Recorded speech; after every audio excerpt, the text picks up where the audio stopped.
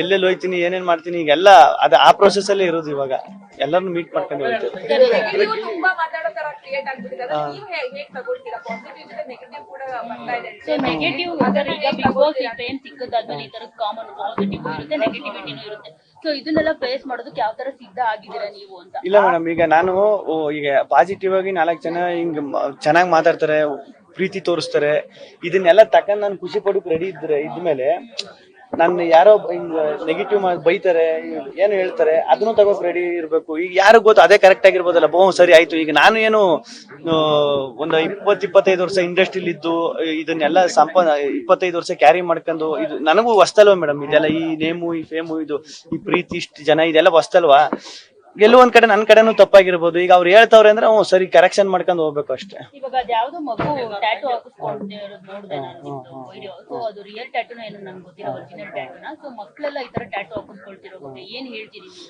ಇಲ್ಲ ಅದೇ ಮೇಡಮ್, ಈಗ ಒಂದು ರಿಯಾಲಿಟಿ ಶೋ ಅಲ್ಲಿ ಅದೇ ನನ್ನ ಬಿಗ್ ಬಾಸ್ ರಿಯಾಲಿಟಿ ಶೋ ಇಂದ ಒಂದ್ ಚಿಕ್ಕ ಮಕ್ಳಿಂದ ಹಿಡಿದು ದೊಡ್ಡವರು, ವಯಸ್ಸಾಗಿರೋರು, ಅಷ್ಟು ಜನ ಇಡೀ ಫ್ಯಾಮಿಲಿ ಕೂತ್ಕೊಂಡು ನೋಡಿ ಅಷ್ಟು ಪ್ರೀತಿ ತೋರಿಸ್ತಾರೆ. ಅಷ್ಟು ಚಿಕ್ಕ ಮಕ್ಳು ನೋಡ್ರಿ, ಚಿಕ್ಕ ಮಕ್ಳು ಸಂಪಾದನೆ ಮಾಡೋದು ತುಂಬಾ ಕಷ್ಟ. ಅವ್ರ ಪ್ರೀತಿ ಸಂಪಾದನೆ ಮಾಡೋದು ಅದ್ ಹೆಂಗೆ ಅಂತ ಗೊತ್ತಿಲ್ಲ ಮೇಡಮ್. ಮಕ್ಕಳೆಲ್ಲ ಬೇಡ ಎಲ್ಲ ಇದೆ ಸರ್.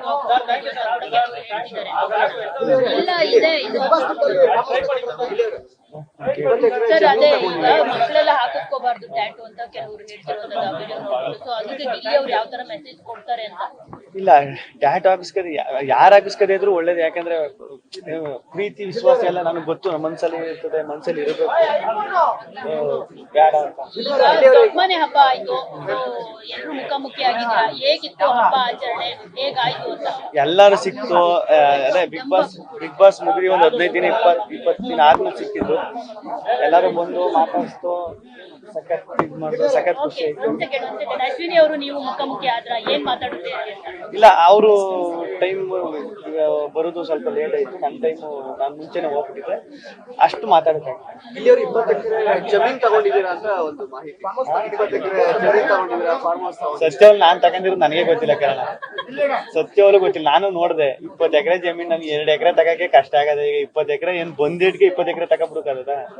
ಮತ್ತೆ ಚುನಾವಣಾ ಹಂತದಲ್ಲೆಲ್ಲ ಕಾಂಗ್ರೆಸ್ ಅಣ್ಣ ಅಣ್ಣ ಚುನಾವಣೆ ಕಾಂಗ್ರೆಸ್ ಅದ್ರ ಬಗ್ಗೆ ನಾವೊಂದು 10% ನಾಲೆಡ್ಜ್ ಇಲ್ಲ. ಯಾರಾಗ್ತಾರೆ ಎಂಎಲ್ಎ ಅಭ್ಯರ್ಥಿ 2028 ಶೀಘ್ರದಲ್ಲೇ. ಪ್ರತಿದಿನ ಒಂದೊಂದು ಕ್ಷೇತ್ರದ ಟಿಕೆಟ್ ಆಕಾಂಕ್ಷಿಗಳ ಸಂಪೂರ್ಣ ಮಾಹಿತಿ ಪೊಲಿಟಿಕಲ್ ಜರ್ನಲಿಸ್ಟ್ KM ಶಿವಕುಮಾರ್ ಅವರಿಂದ. ಕರ್ನಾಟಕದ ನಂಬರ್ 1 ಡಿಜಿಟಲ್ ಮೀಡಿಯಾ ನಿಮ್ಮ ನೆಚ್ಚಿನ ಕರ್ನಾಟಕ ಟಿವಿಯಲ್ಲಿ ಮಾತ್ರ. ನೀವು ಸಣ್ಣ ಆಗ್ಬೇಕಲ್ವಾ? ಅದು ಒಂದು ಉತ್ತಮ ಆಹಾರದಿಂದ ಸಣ್ಣ ಆಗ್ಬೇಕಲ್ವಾ? ಪ್ರತಿದಿನ ನಮ್ಮ ಜೀನಿ ಸ್ಲಿಮ್ ನ ಯೂಸ್ ಮಾಡಿ ಯಾವುದೇ ಸೈಡ್ ಎಫೆಕ್ಟ್ ಇಲ್ದಂಗೆ ನೀವು ಸಣ್ಣ ಆಗ್ತೀರಾ.